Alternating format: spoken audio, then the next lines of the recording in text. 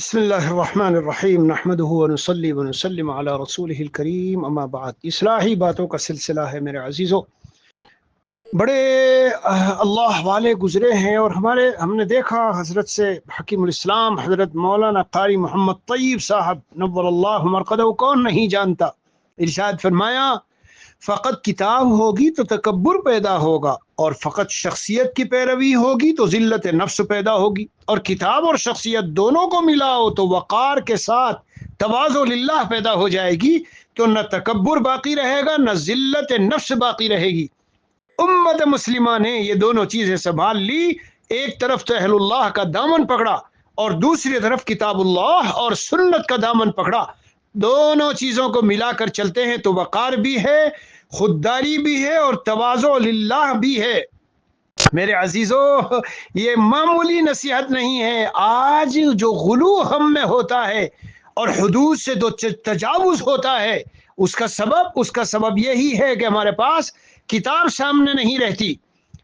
بزرگوں کو مانو، بالکل مانو، لیکن افراط و تفریط، یہ جو دو کنارے ہیں، اگر ادھر یا ادھر دونوں میں سے کسی ایک سمت میں ہم چل گئے تو سمجھو سب کچھ ضائع۔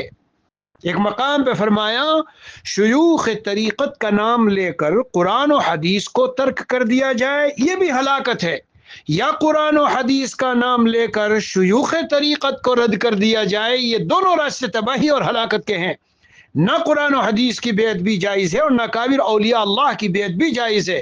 معتدل اور حق راستہ یہ ہے کہ ایک ہاتھ میں قرآن کا دامن رہے اور ایک ہاتھ میں بزرگوں کا دامن رہے اور جامع راستے پر چلے، مگر یہ راستہ محقق ہی سمجھ سکتا ہے، غیر محقق نہیں سمجھ سکتا ہے۔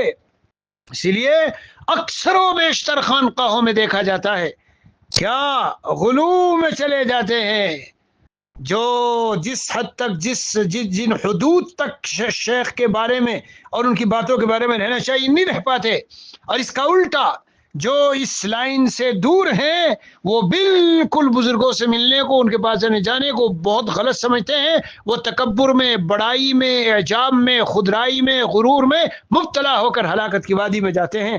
اللہ عز و جل ہمیں صراط مستقیم اور اعتدال والی راہ پر جمائے ثابت قدمی نصیب فرمائے۔ وصلی اللہ نبی کریم وعلی آلہ واصحابہ اجمعین والحمد للہ رب العالمین۔